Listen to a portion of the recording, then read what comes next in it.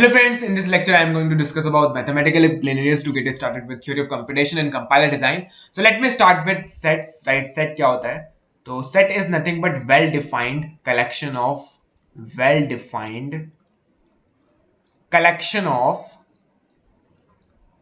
distinct objects or elements. Distinct object और elements. तो basically समाहार है किसका? डिस्टिंक्ट ऑब्जेक्ट्स या एलिमेंट्स का। डिस्टिंक्ट का मतलब अलग अलग होने चाहिए सारे ऑब्जेक्ट्स, राइट? तो मुझे जो डुप्लीकेशन है या रिपीटिशन है वो मुझे क्या करने, इग्नोर करने हैं। तो रिपीटिशन नहीं होती सेट के अंदर, दैट इज अ की पॉइंट ओवर हियर। अगर मैं रिपीटिशन करूंगा तो वो रिपीटिशन सिंपली मैं इग्नोर करूंगा और उस सेट को मैं इंटरप्रेट करूंगा एज डिस्टिंक्ट ऑब्जेक्ट्स और एलिमेंट्स। अगर मैं यहाँ पे एग्जांपल लूं एक सेट का, सो अगर मैं लेट से एस सेट डिफाइन करता हूँ, that is collection of capital letters of English alphabets. यहाँ पे मैं बोल सकता हूँ ए बी सी डी, इस तरीके से लेके जेड तक मैं यहाँ पे डिफाइन कर रहा हूँ उसको। So basically this is a set of capital English alphabets. You can just define like this. और अगर मैं इसका साइज पूछूं या कार्डिनलिटी जिसको हम बोलते हैं, तो number of elements in a set में बोलता हूँ वो होती है मेरी कार्डिनलिटी, जिसको मैं इस तरीके से डिनोट कर रहा हूँ। तो this is nothing but size और cardinality of my set, and that is nothing but 26 over here, right? Similarly, I can also define one more set like 1 2 3. So this is also a collection of distinct objects 1 2 3, right? Similarly, यहाँ पे जो set के अंदर ordering होती है, ordering भी matter नहीं करती है, राइट? तो ऑर्डरिंग नहीं मैटर करती, इसका मतलब मैं इसको 2 1 3 इस तरीके से भी लिख सकता हूँ और इस चीज को मैं इस तरीके से भी लिख सकता हूँ 3 2 1। यहाँ पे ऑर्डरिंग जो है वो मैटर नहीं करेगी, मैं किसी भी तरीके से लिखूंगा, तीनों को एक जैसा ही इंटरप्रेट करा जाएगा। सिमिलरली मैंने यहाँ बोला अगर मैं रिपीटिशन कर देता हूँ सेट के अंदर, लेट्स से अगर मैं इस तरीके से लिख देता हूँ सेट को 2 2 3 इस तरीके से, तो इस सेट को मैं इंटरप्रेट कैसे करूंगा? इस सेट को मैं इंटरप्रेट इसी तरीके से करूंगा 1 2 3 से। मैं रिपीटिशंस को इग्नोर कर दूंगा, डुप्लीकेशन को मैं यहाँ पे इग्नोर कर दूंगा और मैं उन्हें काउंट नहीं करूंगा और मेरा सेट जो होगा मैं उसको इंटरप्रेट इसी तरीके से कर रहा हूँ, राइट? तो this is a correct representation of a set. और बेसिकली मैंने यहाँ पे क्या करा है, सेट के अंदर इग्नोर कर दिए क्या? रिपीटिशंस। अगर मैं इन रिपीटिशंस को भी काउंट करना चाहता हूं, राइट, मैं इग्नोर नहीं करना चाहता, राइट? सेट की डेफिनेशन है कि कलेक्शन ऑफ डिस्टिंक्ट ऑब्जेक्ट्स है, मतलब मुझे रिपीटिशंस को इग्नोर करना है, इसको इंटरप्रेट कुछ इस तरीके से करना है। बट अगर मैं चाहता हूं कि इन रिपीटिशंस को भी मैं कंसीडर करूं, then we can define what is known as multi set. तो multiset is nothing but a set which considers or which counts the repeated elements also, right? तो उसमें हम रिपीटेड एलिमेंट्स को भी काउंट कर रहे होते हैं, बट सिंपल सेट के अंदर हम रिपीटेड एलिमेंट्स को काउंट नहीं करते हैं और उसको इंटरप्रेट करते हैं किस तरीके से? इस तरीके से 1 2 3। That is all about the definition of a set. कि सेट कुछ नहीं है, well defined collection of distinct objects या एलिमेंट्स है। साइज, कार्डिनलिटी हमें पता है कि number of elements, number of distinct elements वही प्रेजेंट होता है सेट के अंदर। अगर मैं सेट के अंदर रिपीटेड वैल्यूज लिख रहा हूं तो वो सिंपली इग्नोर कर दूंगा मैं सेट के अंदर और सेट को कुछ इस तरीके से इंटरप्रेट करूंगा, राइट? तो this is how I can just interpret this particular thing. और अगर मुझे बेसिकली क्या करना है, अगर मुझे रिपीटिशंस को भी क्या करना है, काउंट करना है, तो I can define what is known as multi set, right? Okay, so now similarly I can also visualize these sets using Venn diagrams। तो यहाँ पे मैं इसको विजुअली भी देख सकता हूँ। अगर मैं बोलता हूँ लेट्स से मेरे पास एक सेट A है और एक सेट B है, राइट? तो इनका इंटरसेक्शन इससे रिप्रेजेंट करूंगा मैं, A इंटरसेक्शन B से, और ये जो पूरा वाला एरिया, ये पूरा एरिया क्या रिप्रेजेंट करेगा? A union B। तो अगर मैं यहाँ पे एग्जांपल लूँ इंटरसेक्शन और सेट यूनियन का, तो यहाँ पे लेट्स से अगर मैं A लेता हूँ, A इज इक्वल टू 1 2 3, और अगर मैं यहाँ पे B लेता हूँ लेट्स से 3 4 5, तो अगर मैं यहाँ पे बोलता हूँ A यूनियन B कितना होगा, तो A यूनियन B क्या होगा? 1 2 3 4 5। ऑब्वियसली मैं रिपीटिशंस को क्या कर दूंगा? इग्नोर कर दूंगा और मैं सेट को कुछ इस तरीके से इंटरप्रेट कर रहा हूँ। और अगर मैं बोलता हूँ A इंटरसेक्शन B कितना होगा, यहाँ पे ये होगा 3, right? So this is how I can just define union of a set and intersection of a set, right? So that is all about the basics of sets। sets क्या होता है मैं इतना ज्यादा डिटेल में नहीं जा रहा हूँ यहाँ पे, बट मैंने एक ब्रीफ ओवरव्यू दिया सेट्स का, right? Now let me discuss about what is Cartesian product। So basically Cartesian product is a very simple concept। Cartesian product,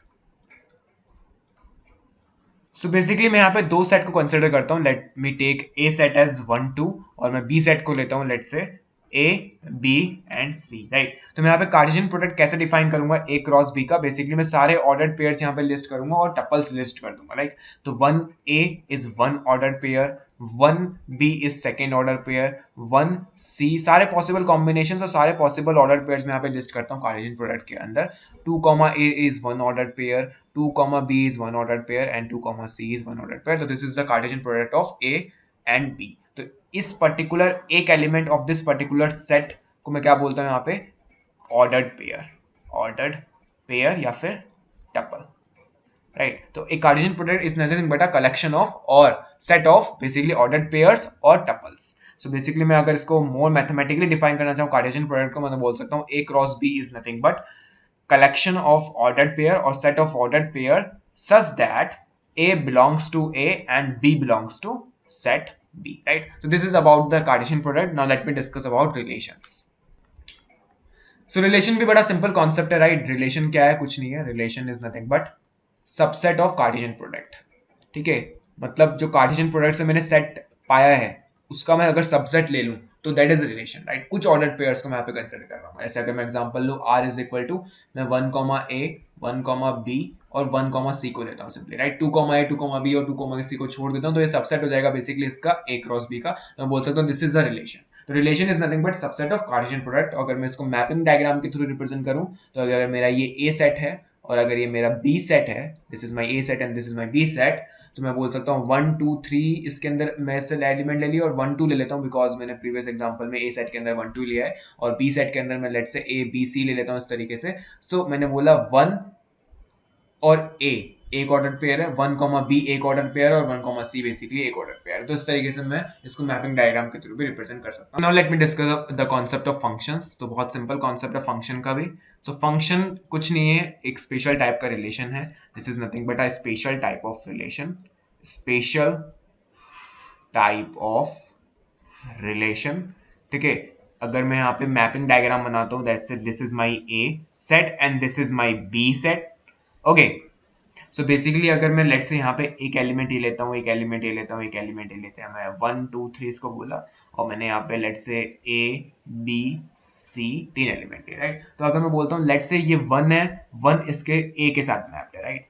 similarly 1 जो है मेरा वो B के साथ मैप्ड है, 2 C के साथ मैप्ड है एंड 3 C के पास मैप्ड है. अगर मैं इस रिलेशन को लिखता हूँ ऑर्डर्ड पेयर की फॉर्म में तो मैं बोल सकता हूँ 1, A 1, B 2, C और 3, C.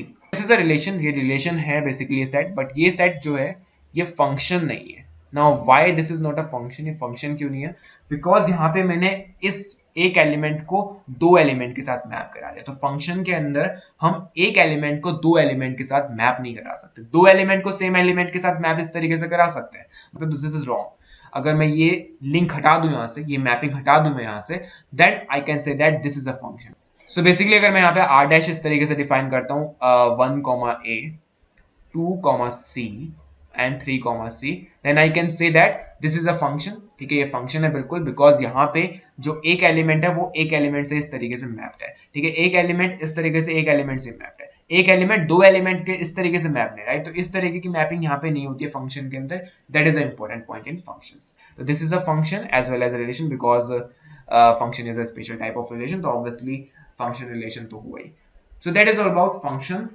ओके, सो बेसिकली अगर मैं मैथमेटिकली डिफाइन करना चाहूँ थोड़ा सा फंक्शन को तो मैं बोल सकता हूँ बेसिकली क्या कि if A comma B belongs to R and also A comma C is also belonging to R, for all A belongs to A, for all B belongs to B and for all C belongs to B, right. तो मैं B और C B set से belong कर रहे हैं और A basically A set से belong कर रहा है. तो मैं इस केस में बोलूंगा अगर ये फंक्शन है बेसिकली जो मैं सेट बना रहा हूँ, ठीक है, then that will contain nothing but B equal to C होगा. तो उसके अंदर B C के इक्वल होगा. सो बेसिकली इस केस में A और B दोनों एक ही एलिमेंट हो जाएंगे, राइट. तो 1 इसी के साथ मैप कर रहा होगा. ऐसा नहीं होगा कि 1 A के साथ भी मैप कर रहा है, 1 B के साथ मैप कर रहा है, राइट. A के साथ B भी, A के साथ C भी. अगर ऐसा होगा और मैं बोल रहा हूँ फंक्शन है सेट, तो बेसिकली B और C इक्वल होने वाला है, राइट. तो that is all about the function. ठीक है, मैपिंग का खेल है और कुछ नहीं है. ठीक है ना, रिलेशन में मैपिंग हम कैसे भी कर सकते हैं, बट फंक्शन के अंदर हम क्या करेंगे, एक एलिमेंट को एक ही एलिमेंट से इस तरीके से मैप कर लोगे. दो एलिमेंट्स को सिंपल एक एलिमेंट से मैप कर सकते हैं, बट एक एलिमेंट को दो या दो से ज्यादा इस तरीके से एलिमेंट्स के साथ मैप हम नहीं कर सकते, राइट. तो that is wrong in functions. Okay, now let me discuss about the graphs. Graphs क्या होते हैं? That is very important. तो graphs is nothing but graphs is also a set. तो ग्राफ में क्या होता है? It is set of vertices and edges. vertices and edges. ठीक है, set of vertices and edges. मतलब मैं क्या बोल रहा हूँ, यहाँ पे कुछ वर्टिसेस यहाँ पे मुझे गिवन होंगे इस तरीके से, वर्टेक्स मुझे गिवन है और यहाँ पे कुछ एजेस गिवन है. तो that is a visual representation of a set. तो ये मैं बोल सकता हूँ this is vertex 1, this is vertex 2, this is vertex 3 and this is vertex 4. This is basically my vertex and this is nothing but my edges. तो collection of vertices and edges is nothing but graph, ये पूरा एक graph है, ठीक है। और यहाँ पे मैं बोल सकता हूँ ये एजेस जो है बेसिकली ये अनडायरेक्टेड है। सिमिलरली मैं डायरेक्टेड एजेस भी यहाँ पे बना सकता हूँ कुछ इस तरीके से, तो ये मेरा डायरेक्टेड ग्राफ कुछ इस तरीके से बन सकता है यहाँ पे, ठीक है ना। मैं कैसे भी डिफाइन कर सकता हूँ यहाँ पे डायरेक्शन ऑफ दीज एरोज, तो this is nothing but a directed graph, और you can just say that this has directed edges, right? Okay, so that is how you can define graphs. Now let me discuss about the concept of sequences. देखो basically set में क्या था, set में ordering matter नहीं कर रही थी और हम रिपीटिशंस नहीं ले रहे थे, बट यहाँ पे हम रिपीटिशन भी ले सकते हैं और ऑर्डरिंग भी मैटर करेगी, ठीक है। मतलब रिलेटिव सीक्वेंस में हमें मैटर करने वाला है। जैसे अगर मैं सीक्वेंस ऑफ अल्फाबेट्स लिखता हूँ यहाँ पे, सो बेसिकली अगर मैं यहाँ पे सीक्वेंस ऑफ अल्फाबेट्स लिखता हूँ तो मैं कुछ इस तरीके से लिख सकता हूँ A B C D something like that up to Z। This is nothing but a sequence of alphabets, sequence of alphabets. अगर मुझे लिखना है सीक्वेंस ऑफ फिबोनाची नंबर्स, तो मैं इस तरीके से लिख सकता हूँ 1,1। तो बेसिकली फिबोनाची नंबर क्या होता है, nth फिबोनाची नंबर हम कैसे निकालते हैं, summation of previous two numbers, right. तो 1 + 1 2 हो जाएगा, 2 + 1 3 हो जाएगा। Similarly I can also calculate the next number that is 3 + 2 that is 5, 5 8। Similarly this goes on, this is nothing but sequence of Fibonacci numbers, Fibonacci numbers. और यहाँ पे मुझे sequence matter करेगा यहाँ पे, और रिपीटेशंस भी हम यहाँ पे काउंट कर रहे होते हैं, राइट। सिमिलरली अगर मैं यहाँ बोलूँ सेट्स के बारे में अगर मैं डिस्कस करूँ, तो सेट ऑफ अगर मैं अल्फाबेट्स इस तरीके से लिखता हूँ अप टू Z,